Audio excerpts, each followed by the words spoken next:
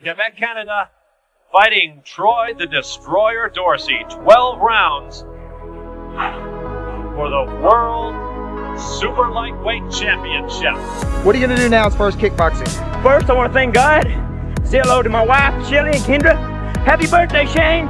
And thank all of my instructors and students at my school. Now, pick up kickboxing and boxing both again and go after a world title. Congratulations. Okay, thank you. All right.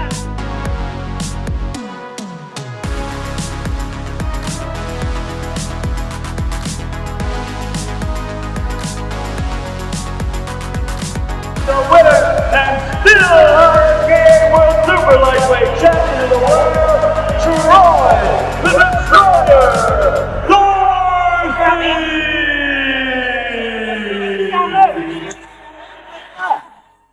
How are things going for you? Oh, it's going hot to say the least. I know. But things are going good. I have a new grandson, little Cruz. He was born the day before Easter, so just another time for me to say that I'm a spoiled rotten American. I have 3 grandkids now, and I'm an official papa for I know. 2.5 something, two years and 2 years and 2 months. How's your daughters doing? They're doing good. Yeah. They're doing good. Both taking care of babies and kids. What about business? Is the studio He's doing good. going well? He's doing good. Summer can be slow sometimes, but so we're experiencing a little slowness, but we're still doing good. Well, I don't know if Rick has called you about this, but do you know who Coach Bacon is? Have you ever heard of him? Coach Bacon. For basketball, high school coach? No, I have not heard of him. So he just retired after 44 years, and he's been at DeSoto High School for quite a while now. Been killing it over there. Yes, has helped hundreds of boys. Thousands, I'm sure, yeah. Yeah, millions of dollars worth of scholarships for, kids who definitely didn't think that college was in their future. Yeah, right. So we're trying to create a podcast also to where we can get some of greats of the sports, get you in there, Coach Bacon. We also want to get one of the Mansfield High School football coaches. Coach Bacon's had a 44-year career teaching, and you've had your studio for, 25 years? This one for 24 years, and the other one I opened in 81. So 42 years. This October, 42 years. And that was my business. But I started teaching a couple of years before that. So you're almost right at the same point that Coach Bacon is with his career. That's the goal, of course, to steer kids and young men and young ladies in the right direction. That's our as a coach. That's our goal. It is great to win a championship, but the goal is to make better people. I will definitely say, especially from just graduating, I mean, there's lots of professors that you have that you never want to see again. And then, there's some that you meet that really help develop you into who you are. And, I'm still friends with them after graduation. I know I just graduated recently, but I also think as a student, you're very appreciative of what your mentor, of what your teacher did for you and taught for you. Right. I think that relationship doesn't always have to just stop once you graduate or once you hit a certain point. Yeah, let's see, what is his name here? His name is, all I know him as Mr. Glover. He was my 6th grade teacher, and he taught me science. And he and I went to go eat lunch last week. How was that? That was really nice. How old is he? His name is Joe Glover. But how old is he? His name, I just popped in my mind. I don't even think I asked him. He must be at least 70 years old. But, that's crazy. Yeah. I know. Yeah, but he was moving around, walking good. He's exercising. But he remembered you? Yes. I know. Yes.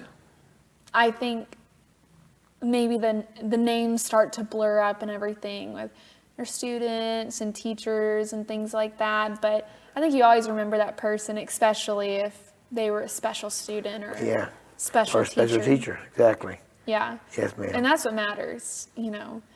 So I'm happy that you got to meet with him for lunch. Is that the first time you met with him since you were in school? Since I was in, what was it? Was it 7th grade or 6th grade? 6th grade. What's it like? I haven't seen him since 6th grade, so I was 11 years old. That's crazy. And now I'm 15, so it's been 4 years. What's it like seeing somebody that was with you in your childhood and now you're an adult? It was really nice to be able to talk to him and visit with him and just see what's going on in his life and how he's doing. And yeah, he's just like what I thought. He's a great guy. That's good. Great guy. He taught here in Mansfield for probably 40 years.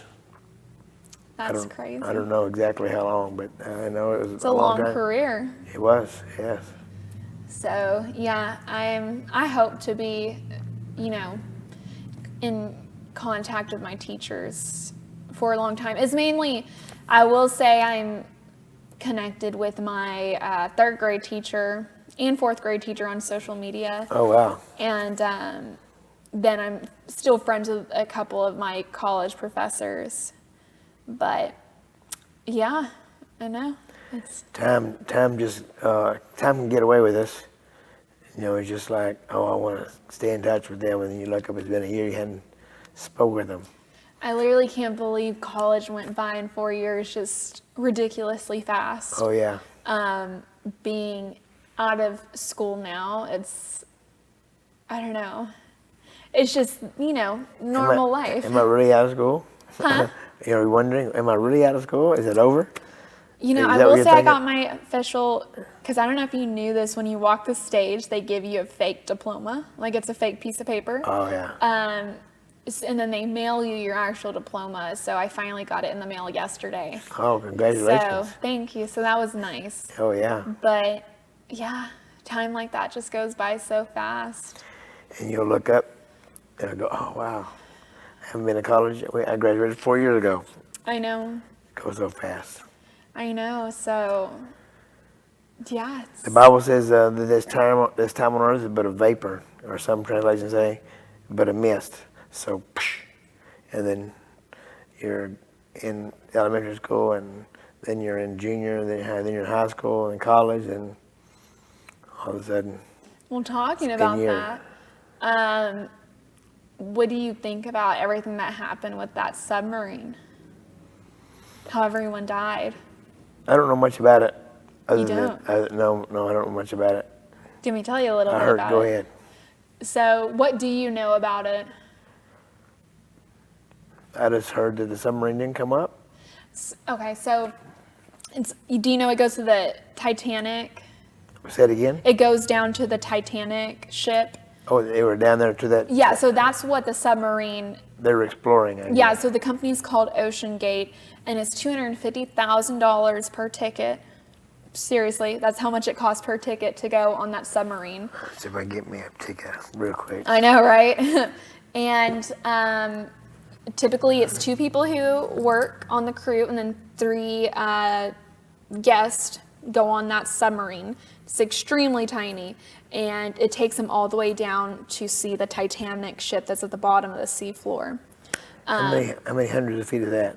12,000 12,000. feet, which is, like, I believe it's like twice the length of the Grand Canyon. Oh, yeah. 20,000 you said? 12,000 feet. 12,000. But for example, like beluga whales, they don't go past 6,000 feet. There's really no sea life down there. Right. It's just, I've been keeping up with it so much. It's been interesting to me. So everybody had to sign waivers. I mean, none of this stuff was like, tested, or, I mean, technically it was legal for them to do this. They just kind of risk it. It's extremely risky. So what happened is, this thing is also the way that the person who created it, Stockton Rush is his name, he created it by using a video game controller to control. I mean, he's very smart, but that's how he used it to control the ship. So they were only 3,500 feet when they lost connection. It's the same thing, like, for example, you know, the airplane, you know how like they can be watching where the planes are going, keeping track of them and everything. And then all of a sudden? Yeah. Excuse me, the same technology basically that they used for the submarine, that happened, and it went off the radar at 3,500 feet, which they had to go all the way down to 12,000. So, but that actually happens quite often where they lose communication. Right. So I wouldn't be surprised if they still kept going down. But how they died is by a submarine implosion, which basically means that they go so far down into the ocean and stay there for too long. Oh, yeah. They crush basically like a soda can. So, but it's supposed to be so fast that apparently it takes 4 milliseconds for the human brain to process what's happening. Oh. And a submarine implosion takes about 2 milliseconds to happen. So it's before you can even realize what's happening. All of a sudden. But that's just so, I mean. So how many people were then down? 5. 5 people? Was it a family? It was a father and a son, and then another man, they not related at all, and then 2 crew members. Oh, so they're gone. Pretty sad. It is very sad. So, was the boat not constructed to withstand? Surely it was, because. So technically what they used was called carbon fiber and titanium, and typically engineers don't recommend both of those types of metals to be built together, but they were. But the craziest part to me is, let's say they did go back up to the ocean. You know, they got lost and they were able to float back up. They still can't get out of there, because how Stockton Rush, the creator, made it is to where the submarine is sealed together from the outside. So when you're on the inside, there's no way you can get out unless there's somebody out on the outside. So either way, they would run out of oxygen. I don't have claustrophobia, but I already have claustrophobia thinking about that situation. I know, I'm just like, my throat has been scratchy for 10 days or something like that. So, can you tell? A little, yeah. Yeah. Well, that's pretty sad. Oh, everybody died, and I know. I'm just like, trying to seek. I don't even know what I would. I mean, I feel like you would just feel so helpless in that situation. Do you think they had time to feel it? Like with what you said, the milliseconds? I don't think so. They're probably just going down. But they probably knew something was wrong. Yeah. I don't think they expected to. I think more their concern was running out of oxygen, which the whole round trip is 12 hours. And that submarine's filled with 96 hours of oxygen. So I think that was more their concern. But yeah, the only thing I can say is they technically did sign up for it. You know, Right. It's very like. They had to pay a lot of money to do it? $250,000 a ticket. So. Oh yeah, that's what you said. Yeah. Yeah. I don't have. Yeah. But God, that is just such a horrible way to die. Well, it sounded like it was quick. It was quick, but I'm still wondering if those people like knew. Well, if they knew like they weren't gonna make it out of there alive either way. So. Yeah. And also think of it, it's so dark down there in the ocean. I mean. Yeah. It's just so dark, and you're in such a tiny, like, this tiny object. I mean, that's really Have scary. they found the ship? So they did go down submarine? there, and what they found was debris of the ship, of the submarine. Yes, exactly. So, in either way, let's say they had found the submarine in time before all that happened, they technically can't find any machinery that can go that deep and lift them up because it's so heavy. Oh, yeah. Because it's made out of carbon fiber and titanium. But it's really just been on my mind this whole past week. Just, God, like. When did it go down? When did it? I believe they were filed as, like, missing on Sunday. So. Saturday they went down. Was it last week or? Today's Tuesday. It was the week before. Oh. It was not this Sunday, it was last Sunday. Oh. Yeah. Yes. Yeah, so. Well, here we go, trying to explore, like with the moon, and they've had several planes go down, going into space. I think I'll just stay on the ground. I think humans are too curious is the problem. Yeah. And I guess they're just not happy with everything we have here. Right. What's out there? You know? I don't know. I wouldn't. I know I would never do it, No. so. I'm barely going to get on the airplane. I know I still get nervous because you never know. No. You know, I mean, that can't hold you back from living life, but you never know. Yeah, in the Bible it says about 100 and I think it's around somewhere around 150, 160 times, fear not. So there's a difference between fear and also nonsense or wisdom, I guess. So wisdom and nonsense, and I mean, I know I've done some bad things, some weird things, and not good things. But anyways, we want to just be happy with where you're at. They're trying to go to Mars now, I think. Maybe not Mars, but another the one after the moon. So I don't have any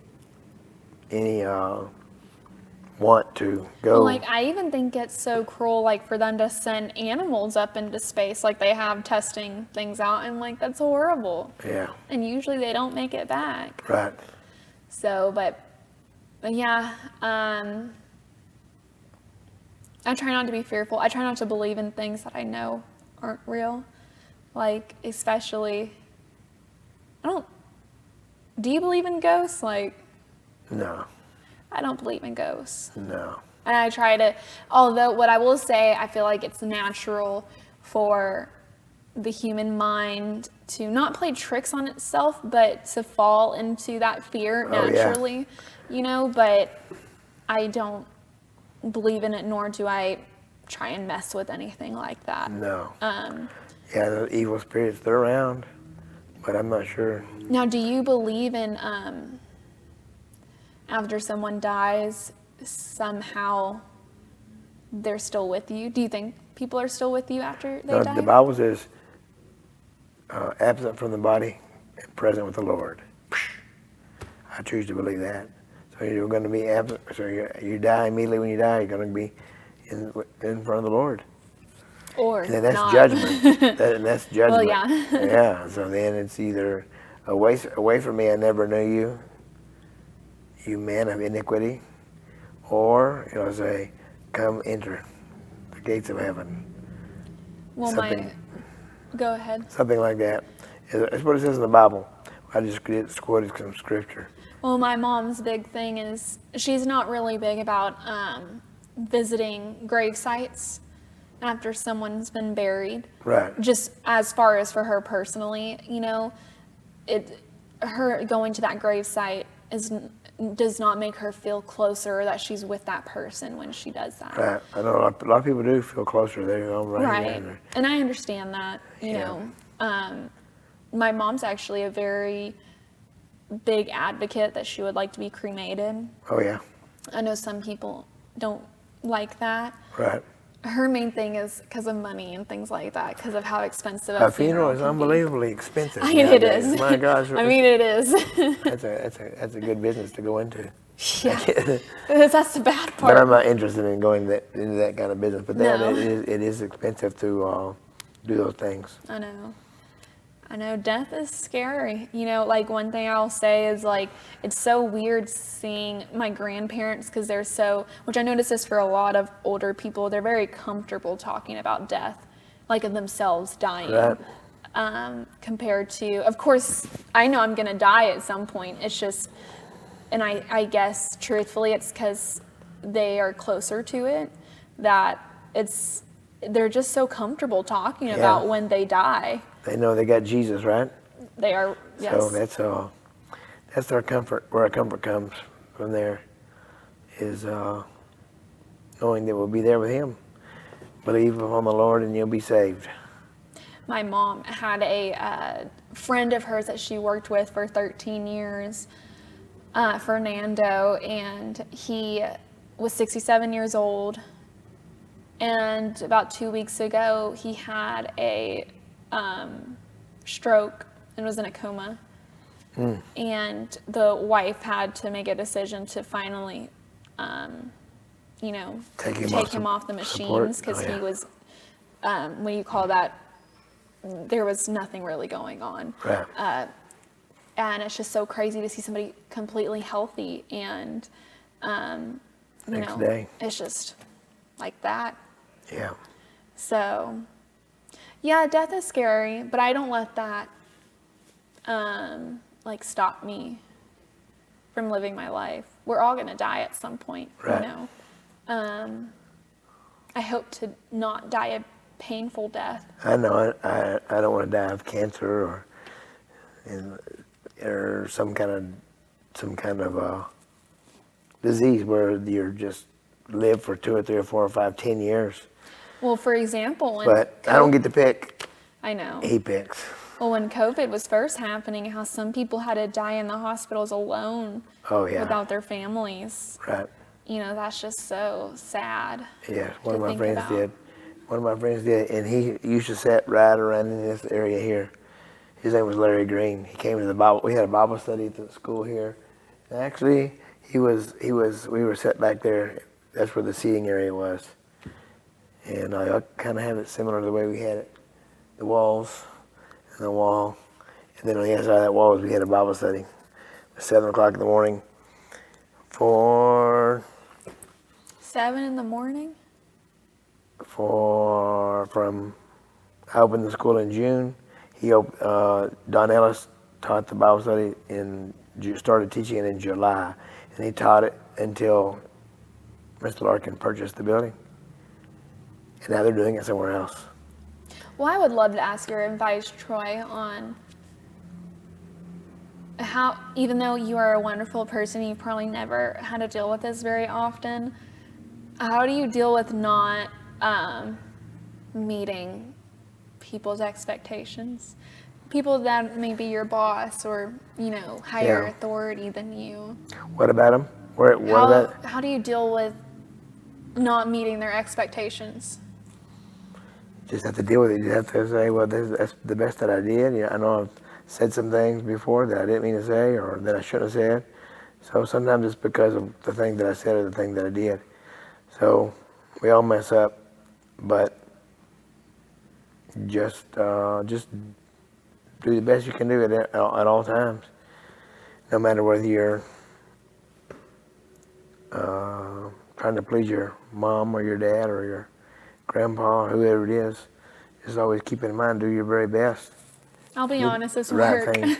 It's work. Yeah. And I guess what I like to always know is at the end of the day that when I leave work, I did my best, whether that is what is best or not.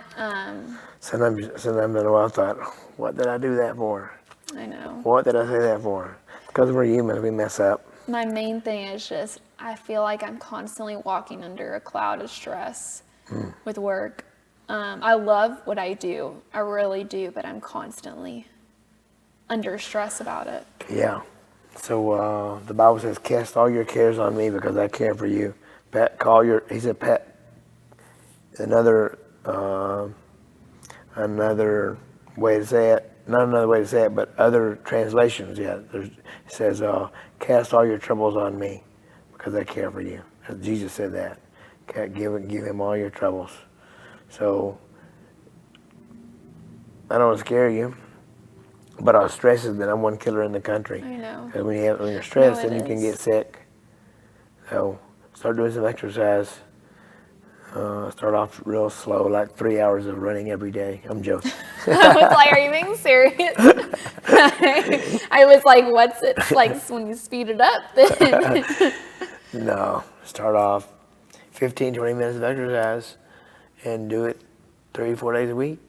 And then you start building on that. And so you're supposed to, I've heard that it's 21 minutes to really get a good workout. Whatever it is you're doing, do it for 21 minutes. So. Not 20. No, for some reason it's 21. I don't know exactly what it is. Interesting. 20 is not going to kill you though any sooner. But he's going to choose. He has already picked the day for us to die. Every man is appointed to die. He already knows when. We don't know when. We just want to try to take care of our body the best that we can, so that we, while we're here on this earth, we can be a good example. You're also going to feel better. I know. I got up to 160 pounds, and maybe it was right around COVID. I don't know exactly when it was.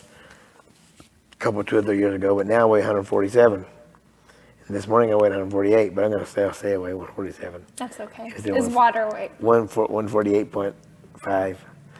So, yeah, it's just something that we always have to do. Get a little exercise and try to eat and drink a lot of water and try to eat good food. I always try and tell myself I can only do what I can do. Yeah. Truly. And also, I feel like I am too concerned about making sure everyone's happy, because that's really impossible. It is. But that's sure is nice of you and sweet of you to trying to be a pleaser. But sometimes I know it's not good for me, because like you said, it's stress. But I guess the most important thing is just, I always try to make sure, no matter what's going on in my life, that I just try and be the best person I can. I try to treat everyone kindly, try to be patient, and that's all I can do. That's all you can do. Yeah. No, that's it. Just do your best to do that. To be patient. Patience is a quality that can be real difficult. Extremely. Yeah. Yes. So, patience, love, joy, peace, long suffering, gentleness, goodness, kindness. Out of all those, patience can still be tough. I know. You've had to have a lot of patience to have all those students. Yep. Especially what's your youngest class? Little ninjas, it's 4 to 6. Little ninjas, that's so funny. Yeah, they're so cute. I know. And I don't know when I realized it that when I started looking at started martial arts across the street over in that red brick building there, that I put my instructor up on a huge pedestal. So now I had to be in that spot. So I get to be in that place, so I want to make sure that I use it the best that I can. Have I always done it? No.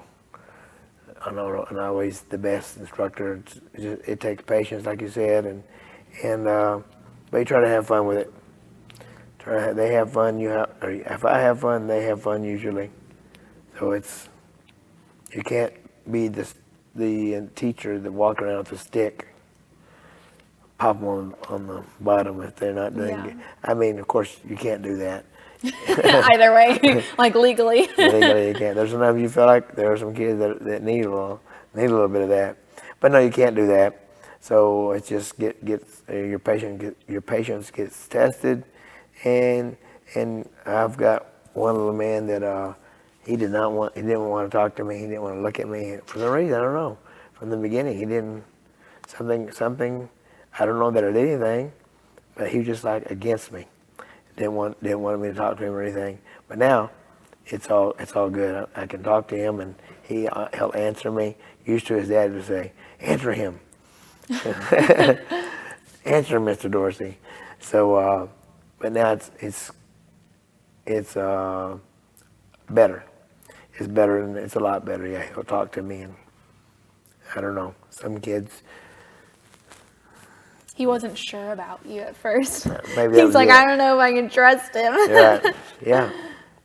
Yeah. But I think one of the best qualities to have as a leader or a mentor is, I've heard this told to me, is a leader knows when to lead and knows when to follow. And I think that's really important, especially with a team that you work with, that it's never competition. It's always about, you want each team member to do their best. Right. And you should never be concerned about one team member maybe looking better than you do as far as what they create and what their skills are. It's always about lifting each other up. And again, a real leader knows when to lead and knows when to follow. And also that means sometimes listening to the ideas and listening to what your team members tell you. Right. Because it's not a dictatorship, you know. No. Like when you're in class, you're not the dictator, and they're No, there's no I in team, right? Exactly. So yeah, you got to be a team to be part of a team. Like those are guys that one of those guys I fought. No, two of those guys I fought. That's a good picture. I didn't even know. Yeah, but I was gonna say that. What I was gonna say. I was looking for another picture. We're talking about no I in team. Yeah. So, on my team was my dad was on my team, my trainer, and my cut man, and one other person. Allowed in the world title fights, they allowed 4 people in the ring, or 4 people in the corner. So, cut man, trainer, my dad, and another person. Can't remember who it was.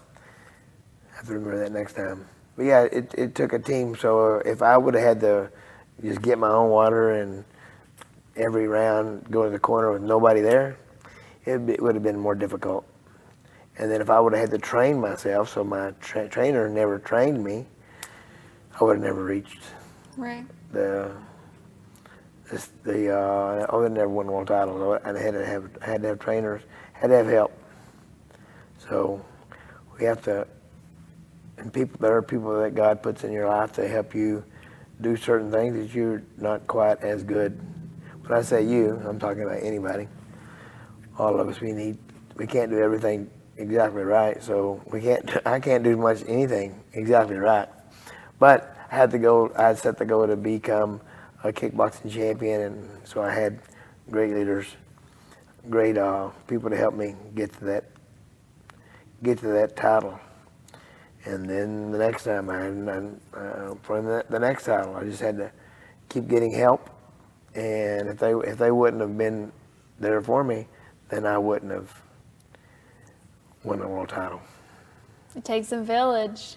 Yeah, raising kids. And I really do, even though there's definitely struggles to this job, it's very, it's really cool and it's rewarding to be part of helping something grow.